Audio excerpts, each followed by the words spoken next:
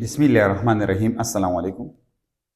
Previous lecture की मंग रेंसिडिटी हवाले सर बहस करो। रेंसिडिटी सतवेले she the Agam different types Velu मेन दरे टाइप्स प आगे बाने बहस करो ऑक्सीडेटिव हाइड्रोलिटिक और माइक्रोबल रेंसिडिटी ननी चिकम वीडियो लेक्चर दे पदी कि मंग प्रिवेंशन ऑफ रेंसिडिटी वाली यानी प्रिवेंशन ऑफ रेंसिडिटी मकसद दाने چې آیا موږ به فود میټیریلز دا څنګه د رینسیډیټي د سپایلیج نه بچ کوو. رینسیډیټي مقصد سپایلیج ته ویل کیږي، یو څیز ښه کېدل. دا خبره یاد ساته. د دې یو څو پوینټ دي چې آیا موږ له څه کول پکار دي چې موږ فود د سپایلیج نه د ښه کېدو نه بچ کوو، د چڼېشي نه بچ کوو. چې کله فود د هغه ټایم وشي په هغه ټیسټ کې په هغې په ذایقه کې هغه سمیل شروع کی دغه ذایقه چینج کېدل ولې کېږي او موږ پریویس لیکچر کې ویلي دا به موږ څنګه بچ کوو چې زموږ سره فود دا د ډېر ټایم پورې سټور وي خو د دې په ذایقه کې او په سمیل کې فرق رانشي. په دې کې نمبر پس پوینټ چې کوم زموږ سره دی کیپ فود، چې موږ فود څه کوو کیدو میټیریل چې زموږ سره څومره فود میټیریل دي ان ایر ټایټ کنټینر. یعنی مقصد د دې اولینی نمبر پوینټ دا دی چې موږ فود میټیریل څه چلو کو دا کیدو داسې یو ځای کې چې هغې ته ایر نه ان کیږي، ایر ټایټ کنټینر. مقصد دا دی چې موږ داسې یو کنټینر واخلو چې په هغه کنټینر چې کوم دی هغه ایر ټایټ وي. ایر ټایټ مقصد دا دی چې د هغې ته د ان چې زموږ سره کوم ایر دی د هغه ان کېده هغه نه کېږي. یعنی مقصد دا دی چې ډېر په ګرانه طریقه باندې دې ته ایر زموږ سره څه کېږي ان کېږي. مقصد دا دی چې ایر نه ان کېږي. ولې د دې خبرې مقصد څه نه؟ د دې خبرې مقصد دا نه که فرض کا زموږ سره یو کنټینر موجود وي، یو فود موجود وي او هغې کې ایر ان کېږي. څه کېږي؟ ایر ان کېږي. نو چې ایر ان کېږي نو بیا دغه فود ته څه اکسیډیټیو څه دغه کېږي اکسیډیټیو څه کېږي اکسیډیټیو رینسیډیټي کاز کېږي. څه کېږي اکسیډیټیو رینسیډیټي. دا خبره یاد ساتئ. ولې ځکه دلته اکسیجن پرووایډ کېږي او چې کله اکسیجن پرووایډ کېږي نو څه چل کېږي دا اکسیجن د دې فود سره ریاکشن کوي او چې کله د فود سره ریاکشن کوي نو اکسیډیټیو رینسیډیټي کاز کېږي. ځکه چې په ایر کې څه موجود وي اکسیجن موجود وي نو موږ له داسې یو کنټینر پکار دی، داسې یو کلوز سیس پکار دی چې هغې کې موږ فود ږدو او دې ته ایر نه ان کېږي. پوینټ نمبر 1 مقصد دا دی. دا خبره ذهن کې نو. دویم نمبر پوینټ څه دی؟ دویم نمبر پوینټ زموږ سره دی ریفریجریشن آف کوک فود ایٹ لو ټمپریچر. د دویم نمبر پوینټ مقصد دا دی چې کله موږ یو فود دی د هغه موږ کوکینګ وکړو، هغه موږ پوخ کړو اني فود. دا خو ما تاسو دا ویل چې اولنی نمبر خبره دا ده چې تاسو داسې یو کنټینر راواخلئ، داسې یو لوښی راواخلئ چې هغه ته ایر ان کېږي نه. پوینټ نمبر 1 دا. پوینټ نمبر 2 دا چې تاسو فود څه کوئ هغه پوخ کو نو پکار دا دی چې دا موږ په لو ټمپریچر باندې کیرو. په څه باندې کیرو؟ په لو ټمپریچر باندې کیرو. لو ټمپریچر مقصد دا دی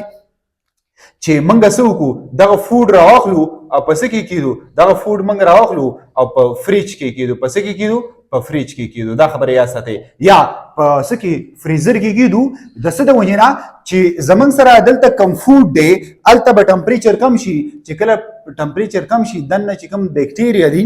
نو هغه په لو ټمپریچر باندې څه کولی شي، په لو ټمپریچر باندې هغه ریاکشن نشي کولی. نو د دې د وجې نه زموږ سره چې کوم فود دی دا فود به څه چل وشي، دا فود به داسې چل وشي چې دا به د خرابتیا نه، د سپایلیج نه، د رینسیډیټي نه به څه شي بچ کړی شي. نو موږ به همیشه فود په یخ ځایونو کې ږدو. یو جنرال اگزامپل زه تاسو له در کوم. په اوړي کې چې کوم فود دی هغه زر خرابېږي او په ژمي کې چې کوم فود وي هغه زر نه خرابېږي. سمپل ساده خبره داسې تاسو هم کولی شي. نو موږ به ځکه څه یوز کوو ریفریجریټر یا فریج به یوز کوو. دا خبره یاد ساتئ. په دې کې به فود ږدو. پوینټ نمبر 3 زموږ سره څه دی؟ پیکینګ اف فود آیټم. زموږ سره چې کوم فود آیټمز وي لکه فار ایگزامپل زموږ سره پوټیټو چې کوم ویپرز دي موږ چې ورته څه وایو لیس چپس موږ وایو د هغې چې کوم ویپر دي نو شاپرې دي په هغې کې زموږ سره څه in packed containing into gas instead of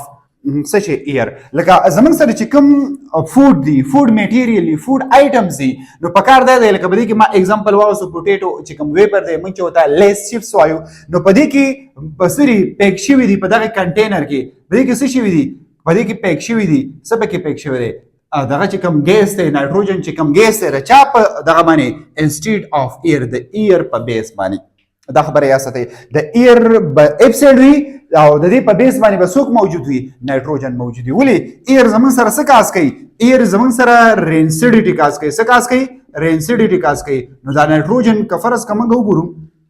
دا چپس چې کوم وي نو دا چپس په دې کې خلک داسې وایي دومره چپس کې نشته او د هوا نه یې ډک کړی دی اصل کې هغه دا مسله نه وي اصل کې هغه دا مسله وي چې په دې کې نایټروجن ګیس چې کوم دی دی پکې پیک کړی وي د څه د وجې نه چې دننه چې کوم لیس چې کوم چپس دي دا پوټیټوس چې کوم چپس دي دا چې کوم چپس دي دا خراب نشي د دې د وجې نه په دې کې نایټروجن چې کوم ګیس دی هغه ان کړی دی مقصد دا دی چې دې ته رینسیډیټي کاس نشي ځکه ایر به دغلته څه وي اپسایډ وي د دې په ځای باندې نایټروجن ګیس یې په دې کې پوټ کړی ولې که فرض که دا پوټ نه کړي نو زموږ سره دغه فوډ به سپایل کېږي خرابېږي نو چې خرابېږي رینسیډیټي به ورته کاز کېږي چې رینسیډیټي ورته کاز کېږي نو دغه فوډ به دومره ټایم نه اړوي نو چې ټایم نه اړوي د دې د وجې نه د ایر په ځای پکې دا ګیس انسټیډ اف څه شی ایر څوک پکې پوټ کوي نایټروجن ګیس چې کوم دی دا پکې پوټ کوي دا پکې ان کوي دا خبرې اسانه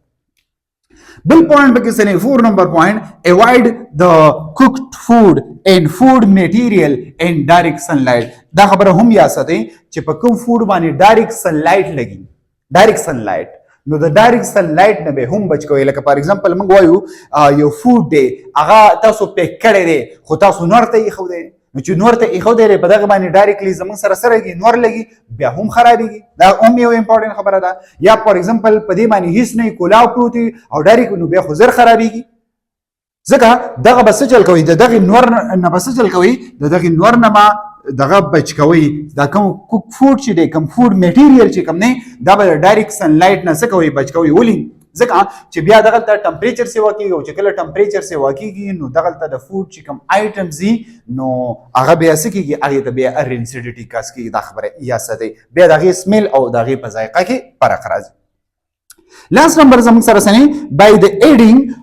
antioxidant موږ به څه وکړو by the addition by the adding antioxidant به موږ اډ کوو انټي اکسیډنټ مقصد څه نه لکه مقصد دا نه موږ به داسې کمپاوند داسې څیزونه اډ کوو چې هغه اکسیجن څه کوي اکسیجن جدا کوي اکسیجن د فوډ ته نه پرېږدي که فرض که دغه اکسیجن د فوډ ته میلاو شو نو بیا به رینسیډیټي کاز کېږي چې رینسیډیټي کاز کېږي نو فوډ به د هغه ذایقه او د هغه به یو سمیل پروډیوس کوي یو بیډ غوندې سمیل به انپلیزنټ سمیل به پروډیوس کوي نو زموږ سره انټي اکسیډنټ دا زموږ سره سری بیوټایلیټډ هایدروکسی انیسول دته BHA ویل کی دا زموږ سره یو سینتیټیک سنه دا زموږ سره سینتیټیک دا زموږ سره سینتیټیک انټي اکسیډنټ سنه انټي اکسیډنټ دا زموږ سره انټي اکسیډنټ او دا یوز کیږي پسې کې موستلی یوز کیږي په انډستری کې د سره لپاره د فود پریزرویشن لپاره لکه زموږ سره چې کوم فود دی د هغه پریونشن وشي زموږ سره چې کوم فود دی هغه ښه نشي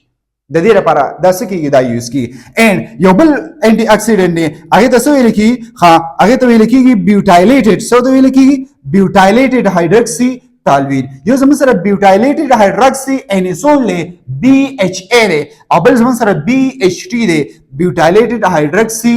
ټالوین دا زموږ سره دواړه سینتیټیک انټي اکسیډنټ دي او اټ از پریپیر اینډ دا پریپیر کېږي په څه کې دا سینتیټیک پریپیر شوی نه او دا یوز کیږي په څه کې په انډستری کې د سره لپاره یوز کیږي د فود پریزرویشن لپاره چې زموږ سره کوم فود دی هغې ته سپایلیج کاز نه کړی شي او یا هغې ته رینسیډیټي کاز نه کړی شي نو د دې د وجې نه د انټي اکسیډنټ یوز کیږي چې زموږ سره داسې یو کمپاوند چې هغه دننه د فود میټیریل ته فود آیټم ته اکسیجن پرووایډ نه کړی شي که اکسیجن پرس که پرووایډ کړی شو نو دغه چې کوم نه اکسیجن چې کوم نه د فود سره ریاکشن کوي نو دا انټي اکسیجن څه کوي د اکسیجن د فود نه لرې کوي څه کوي جدا کوي نو که فرض که دا سره یوز شي نو بیا به څه کاز کېږي بیا به رینسیډیټي کاز کېږي دا څلور پنځه پوینټس وو د چا د پریونشن اف رینسیډیټي حوالې سره